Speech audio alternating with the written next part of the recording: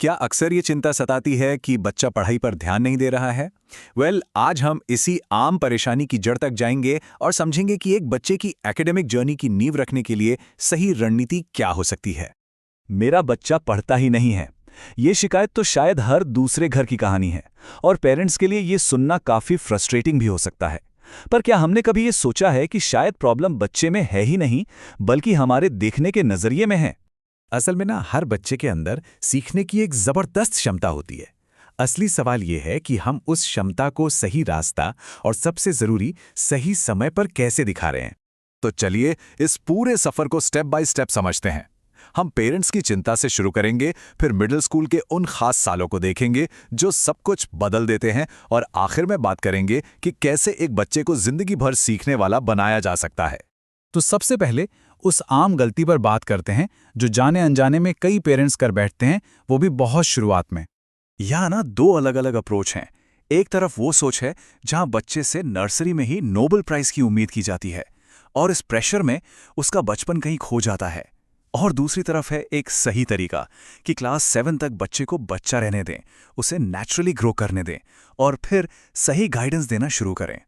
तो वो खास साल, वो टर्निंग पॉइंट है क्लास 7। ये साल सिर्फ अच्छे मार्क्स लाने के लिए नहीं है, बिल्कुल नहीं। ये साल है पढ़ाई की आदतें बनाने का। भविष्य की असली नींव यहीं से रखी जाती है। इस टाइमलाइन को जरा ध्यान से देखिए। ये तीनों साल एक चेन की तरह एक दूसरे से जुड़े हुए हैं। 7वीं में आदत बनती है, 8वीं में वो आदत पक्की होती है और 9वीं क्लास ये तय कर देती है कि आगे का रास्ता कैसा होगा। अगर 7वीं की कड़ी कमजोर रह गई तो 8वीं में मुश्किलें आनी ही आनी हैं। देखिए, क्लास 7 का मकसद बच्चे को सब कुछ रटा देना नहीं है। असली गोल है उसकी कंसंट्रेशन पावर को बढ़ाना, ताकि वो 4 से 5 घंटे एक जगह टिककर पढ़ सके। ये उसका एकेडमिक स्टेमिना बनाने का टाइम है। इसी उम्र से जुड़ा एक बड़ा मजेदार किस्सा है।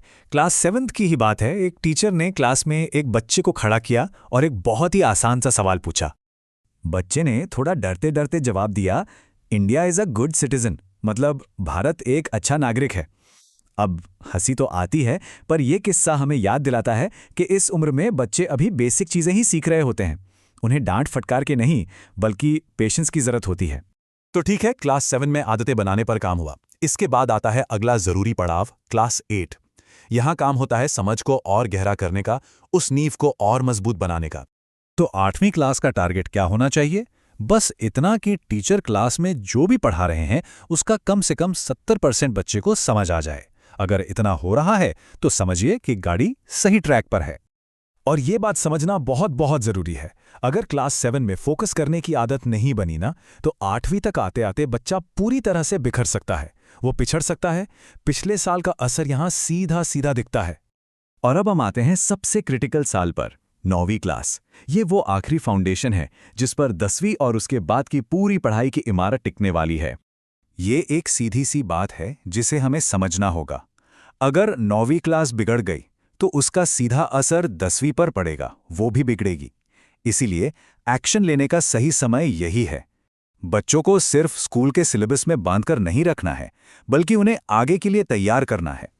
अच्छा, अब जरा ग्रेड्स और स्कूल की किताबों से बाहर निकलकर सोचते हैं। एक ऐसी कमाल की स्ट्रैटेजी को देखते हैं जो एक पिता ने अपने बेटे में कॉम्पिटिटिव स्पिरिट जगाने के लिए अपनाई। पिता की स्ट्रैटेजी बिल्कुल साफ थी। 8वीं के बाद बेटे को सैनिक स्कूल की तैयारी करवाई। वहां नहीं हुआ तो कोई बात नहीं, 9वीं के बाद पॉलिटेक्निक का टारगेट दिया और 10वीं के बाद एनडीए की तैयारी का लक्ष्य।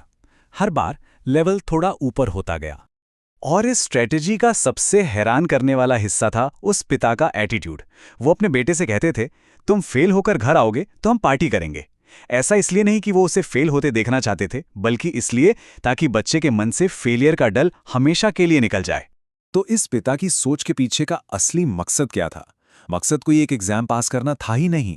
असली गोल था बच्चे के सीखने के लेवल को लगातार ऊपर उठाना, उसे स्कूल के एवरेज लेवल से कहीं आगे ले जाना और उसे हमेशा सीखते रहने के लिए तैयार करना। और ये सोच हमें पढ़ाई के असली मकसद तक ले आती है।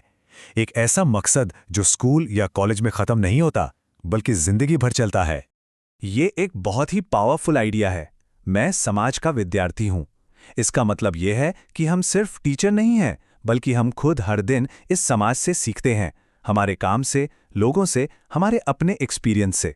असली क्लासरूम तो ये दुनिया है। तो आखिर में एक सवाल खुद से पूछना बनता है, हमारा लक्ष्य सिर्फ बच्चों को किसी खास करियर के लिए तैयार करना है या उनमें सीखने की वो आग जलाना है जो जिंदगी भर उनके साथ रहे? सोचिएगा जरूर।